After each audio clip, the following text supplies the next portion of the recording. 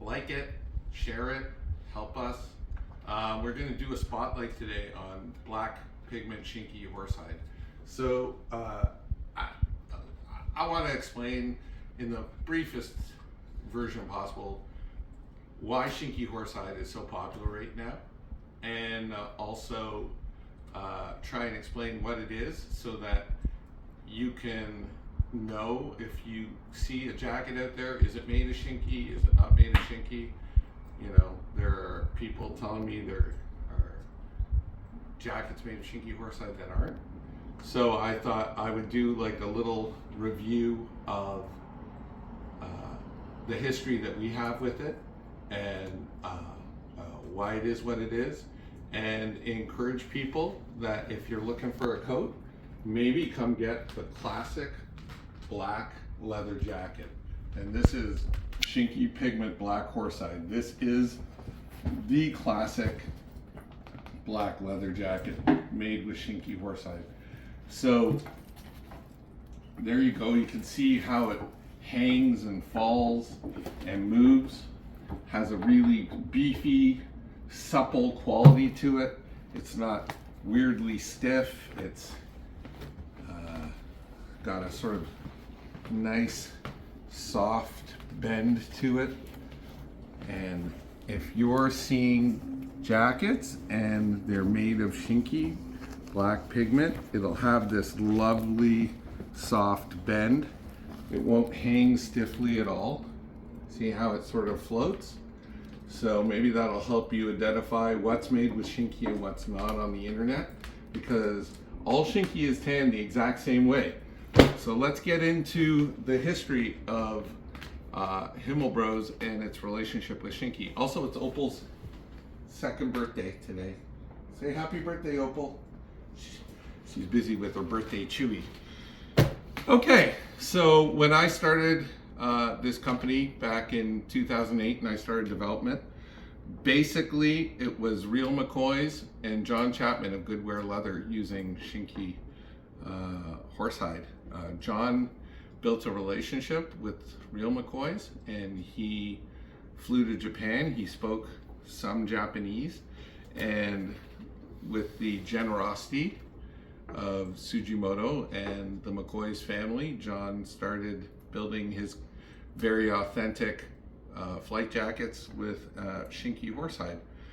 And John and I had become friends through my blog, which was The Art of Vintage Leather Jackets, and we're sharing information back and forth. So when I started my project, John generously sent me some Shinki hides and some Japanese zippers to start the Himmelbros project. So very few non-Japanese using Shinki at the time. Shinki is a famed pit-tanned Japanese horsehide producer, and they were known for their cordovan and working with a company to make Japanese school bags, the Japanese school bag, in fact.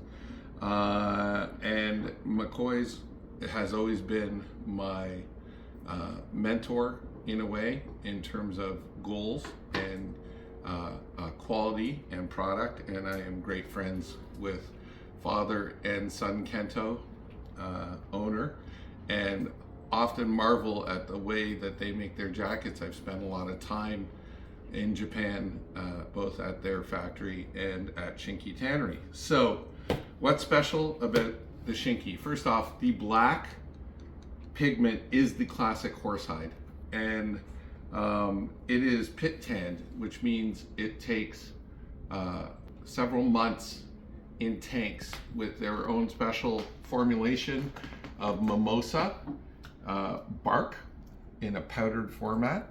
And this is a short version. I will do a long version of my time at Shinki, the last trip I did. But they basically have a mimosa formulation for all their garment horsehide that they use for every single hide. After months in the pit tan, then there is months in the drying room, and then their process for softening and finishing the leather with hand sprays. So there's no special processes that they have for tanning.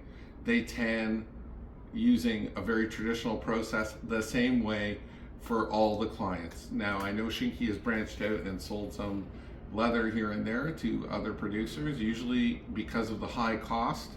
Most people don't stick with it because they're looking for a way to leverage the value and the reputation versus the cost. We have stuck with Shinki because we're trying to make the best product that we can. We do have other leathers, and I celebrate this leather as one of my favorite and most authentic leathers that duplicates 1930s and 40s tanning processes. So Shinki T-Core black pigment is the classic leather, and the outcome of that leather is this rich smelling. It has an almost rich aftershave woody smell to it, and you won't find that from a quick tan leather. A lot of the other horsehide tanneries, they use a quick tanning process, which means they buy a tanning liquor, which is usually chemically extracted, and then they put the horsehide into an enzyme wash that thickens it up, beefs it up, shrinks the fibers, but also weakens them, and then into a drum with the quick tanning solution, and within 48 hours, 72 hours, the leather is tanned, and then it's treated and processed after. The reason that this stuff is different is that after months of slowly shrinking the fibers without any sort of chemical supplementation to beef the fibers up, it's a very strong shrunken collagen protein fiber in the leather, and a very beautiful aromatic quality, and then there's an unusual amount of bend. And with the shrinkage, because of the natural shrinkage, when you wear the jacket, it will immediately start to break in and tunnel up. But you see how beautiful that bending is? When you go look at another jacket made with horsehide, it's very rare that you'll get that sort of strange quality of toughness and beefiness and with the bend, okay, like that. So that's one way that you can tell if something is Shinki or not. Another way is you can give it a smell, and it will have a non-chemical, very earthy, woody smell. So that's another way. The third way, which is interesting, is they have a T-Core color, and it ranges from a light tan to a dark sort of brown. But when you can see the exposed parts, they'll certainly have that little T-Core color that is not very, very light. So usually with quick tans, unless they dye the leather, it's a very almost white light color. But with the Shinki, that's about the lightest that you're going to get. That's right in the cuff here. And then it ranges from there to a little bit darker. And again, it has that great woody smell.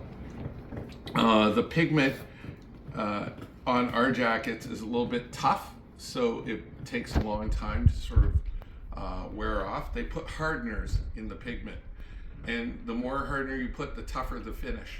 So you can ask for a finish that's a little tougher or a little softer for the wear off. We get a little bit of a tougher one, so it has a more of an authentic sort of wearing rate that will hopefully theoretically last for your whole life. So there's that nice bend, the darker to dark brown T-Core, the beautiful aromatic smell, and typically Shinki runs from 1 millimeter to 1.4 and no higher. And the reason is because the horsehides, basically to get an even split on a horsehide, that's around the absolute maximum that you can achieve without some sort of chemical enhancement. There's no 1.5 or 1.6 or 1.7 without a chemical shrinkage enhancement. And that's not to say they don't produce some thicker hides, but not in garment, right? That's for areas of the horse or their latigo or non-split hides, right? So Shinki grades each horse as it comes in, and they do it for size. That is how you identify Shinki horsehide. You have seen me in the tannery, and everybody knows I use it. Everybody knows McCoy's uses it. I know that Flathead is using it right now. I think Shot had a limited run. You know, so make sure you do your due diligence as to who's using what, and I encourage people to get an authentic product. That's what we do. Something as accurate and beautiful and as high end as we can make. Now I am just going to, after one last sort of like, this is what it looks like. See how it has a nice sort of almost pliable hang, right? I'm just gonna share another product that Shinki makes that we do. I don't know if anybody else does, but this is their 1 millimeter to 1.1 millimeter horsehide chrome veg retan. So it's a suede, and as you can see, the suede side is what looks like traditional leather. So it's a full suede, right? It's not split. That's the top grain of the leather. Typically, if you're going to make a top grain suede, you're going to select hides that might not be absolutely perfect on the top side for the traditional pit tan horse, but the suede side, those blemishes aren't going to show up. So and then you dye it right through blue, so it starts with a chrome tan and then it finishes with a veg tan to give it a little bit of stiffness. So we have a good chunk of this indigo blue suede horse. Here you can see the Shinki sticker right there in case someone's interested in my no BS approach to the universe and their logo. So and then you can see the beautiful sueding, and the chrome tanning makes it a little more water resistant, and it doesn't suffer water damage if it gets wet. So that's why we're using a chrome veg.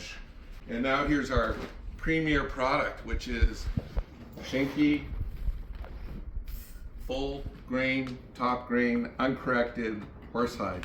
They select their best hides. This is a very large hide by comparison. It's half of a horse. So we're getting some of their best hides for our orders. And that's the pigment finish. And you can see, when you see this hide, how supple it is, even though it's so heavily veg tanned and shrunken. See how supplely it moves? If you see some quick tan hides, they typically don't move in this sort of very supple way. So this is very a unique characteristic of the Shinki veg tanning.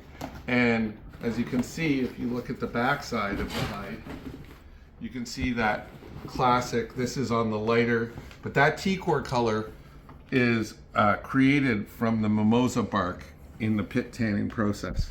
So it has a tiny bit of a furry quality to it from the split. And then you can see the top grain through the bottom. If you go in close up, you can see all the grain marks in the bottom of the hide. So this is uncorrected, unshrunk. It's not heated and ironed or what we would call plating in the tanning industry. So to do a faster, cheaper version of horsehide, you would quick tan it, enzyme shrink it, quick tan it, correct the surface, and then plate it with a hot sort of press, and then you could have a 1.4 or 1.5 or 1.6 horsehide, but it's not going to be as strong, and it's not going to have this natural grain, and it's not going to move like this, because once you've beefed it up and corrected it and ironed it, it just won't have that natural flow of the hide.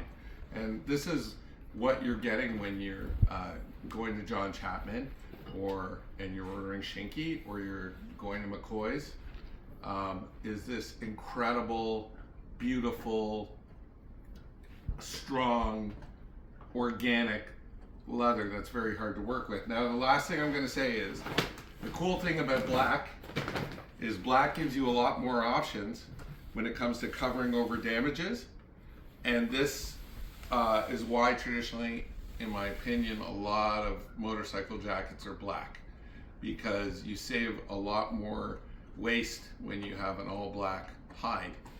But also, black is just cool.